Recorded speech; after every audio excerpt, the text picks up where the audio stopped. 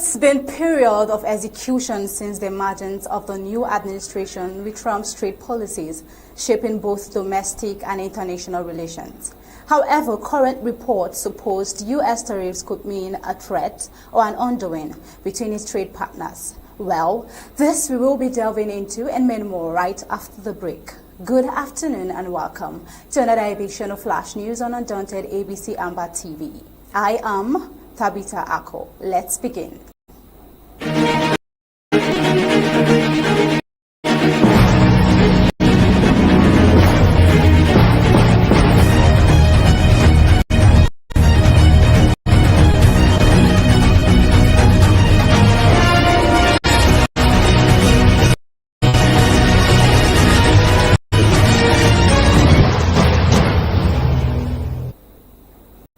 U.S. President Donald Trump is set to impose new tariffs on imports from Canada, Mexico, and China today, according to White House Press Secretary Karoline Leavitt.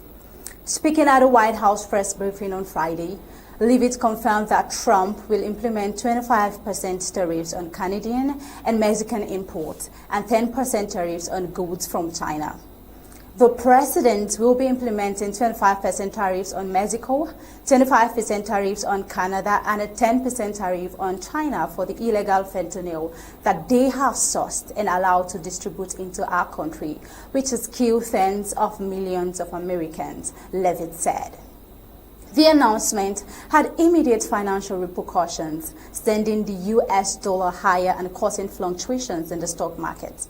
Treasury bond yields rose, while stocks reversed course, declining sharply after initially rising on reports suggesting the tariffs would be delayed until March 1st.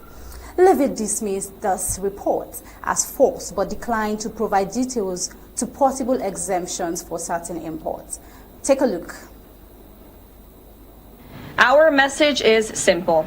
If you are a criminal, illegal alien, you will be arrested and deported. Tomorrow, the February 1st deadline that President Trump put into place at a statement several weeks ago continues. The president will be implementing tomorrow a 25% tariffs on Mexico, 25% tariffs on Canada, and a 10% tariff on China for the illegal fentanyl that they have sourced and allowed to distribute into our country, which has killed tens of millions of Americans. These are promises made and promises kept by the president. Trump's new tariffs risk disrupting nearly $1.6 trillion in North American trade, potentially undergoing decades of economic integration between the United States, Canada, and Mexico. Let's see what these nations are saying. Well, Canadian Prime Minister Justin Trudeau vowed a swift response, stating, "It's not what we want, but if he moves forward, we will also act." Canada has already drawn up a list of retaliatory tariffs, which could include duties on orange juice from Florida, a key agricultural product from Trump's adopted home state. Meanwhile, Mexican President Claudia Sheinbaum said her administration would wait for Trump's final decision, but is prepared to retaliate if necessary. According to White House officials, Trump will invoke the International Emergency Economic Powers Act, citing fentanyl overdoses and illegal immigration as grounds for the tariffs. Trump trade advisor Peter Navarro said tariff revenue would help fund the extension of Trump's 2017 tax cut, which is set to expire this year.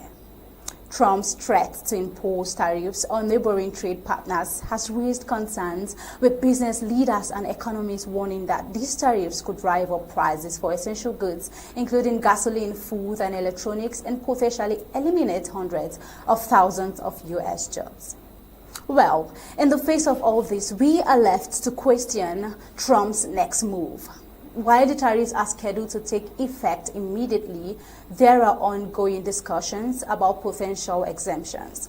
Trump also hinted that additional tariffs on Chinese imports could be announced in the coming weeks. With U.S. elections on the horizon, Trump's trade policies are likely to remain a key political issue, shaping both domestic and international relations. Well, following this report, let's see a report from Gaza. Moving on to the protests erupting in Gaza, Hundreds of Egyptians and Palestinians gathered at the Rafah border crossing on Friday, staging a mass protest against U.S. President Donald Trump's proposal to relocate Gaza residents to Egypt and Jordan. Carrying Egyptian-Palestinian flags, demonstrators chanted slogans and held placards denouncing forced displacement, calling Trump's remarks an affront to Palestinian sovereignty and a violation of international law. Trump first floated the proposal last week, suggesting that Egypt and Jordan could absorb displaced Palestinians. On Thursday, he doubled down on the idea, stating, "We do a lot for them, and they are going to do it." Egyptian President Abdel Fattah Sisi swiftly condemned Trump's proposal, calling it an injustice that we cannot take part in. "If I were to ask this of the Egyptian people, all of them would take to the streets to say no," he said. Take a look.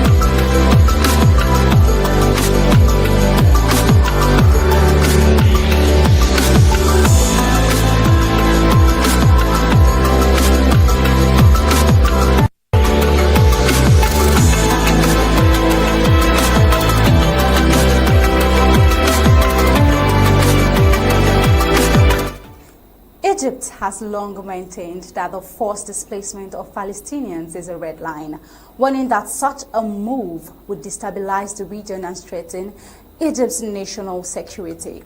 Foreign Minister Sami Shoukry reiterated his position in a statement to Arab League leaders, emphasizing that Egypt will not allow a forced displacement of Palestinians under any circumstances. The proposal has drawn strong condemnation for Palestinian leaders and human rights organizations. On the other hand, Jordanian Foreign Minister Ayman Safadi said that Jordan will never be a substitute homeland for displaced Palestinians. Meanwhile, the United Nations warns that any forced relocation of Gaza's population will violate international humanitarian law. In Ramallah, thousands of Palestinians marched in protest, while demonstrators in Amman, Jordan, gathered outside the U.S. Embassy to denounce Trump's comments. While this is ongoing, the World Health Organization has raised serious concerns about the dire humanitarian conditions faced by Palestinians trapped in the conflict zone. Only 18 out of 36 hospitals are partially operational due to damage from Israeli airstrikes. Just 57 out of 142 healthcare centers and 11 field hospitals are functioning, with severe shortages of medicine and medical supplies. The World Health Organization estimates that 12,000 to 14,000 people, including 2,500 children, require urgent medical evacuation due to injuries or life-threatening conditions. With no fully functional hospitals in northern Gaza, the need for medical assistance has become increasingly critical. Well, in a recent update, the Rafah crossing between Gaza and Egypt has been closed since May. It's set to open today for urgent medical evacuations. As part of a ceasefire agreement, Hamas and Israel have agreed to a prisoner exchange, which will allow critically injured Palestinians to seek treatment abroad. Egyptian officials confirmed that the first group of evacuees will include 50% in critical condition, with more expected to follow in the coming days. Meanwhile, talks between Israeli, Palestinian and Egyptian officials are ongoing in Cairo, aimed at extending the ceasefire and facilitating further humanitarian aid deliveries. The onus remains. Trump's relocation proposal has deepened divisions in the Middle East, with analysts warning that any attempt to forcibly remove Palestinians from Gaza could lead to wider regional instability. As the protests in Egypt, Jordan, and the Palestinian territories intensify, diplomatic tensions are on the way to de-escalate tensions and ensure humanitarian assistance reaches those in need. With the Rafah border crossing reopening, the immediate priority remains providing medical aid to the injured and displaced. However, the long-term future of Gaza's population remains uncertain as regional leaders push for a permanent resolution to the crisis. Over to Congo, bringing you updates from the ongoing conflict in Congo. More than 700 people have been killed and 2,800 injured in just 5 days as violence escalates in Eastern Democratic Republic of Congo, the United Nations has reported. The clashes between M23 rebels and government forces have left Goma, the largest city in North Kivu province, on the brink of collapse. According to UN spokesperson Stephanie Dujarric, humanitarian organizations continue to assess the damage, including the widespread of looting of aid warehouses. The M23 rebels have finally taken over Goma and still continues to deny the claims that they are being backed up by Rwanda. This has forced Congolese President Felix Tshisekedi, who vowed a vigorous and coordinated response to push back the rebels. The situation remains tense, said Jean-Pierre Lacroix, UN Under-Secretary General for Peace Operation.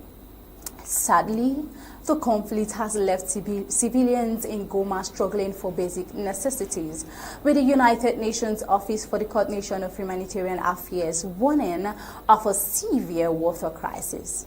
Access to safe drinking water has been cut off. People are forced to use untreated water from Lake Kivu, increasing the risks of waterborne diseases. Well, with hundreds of thousands displaced, the crisis in Democratic Republic of Congo is becoming one of the most severe humanitarian emergencies in Africa.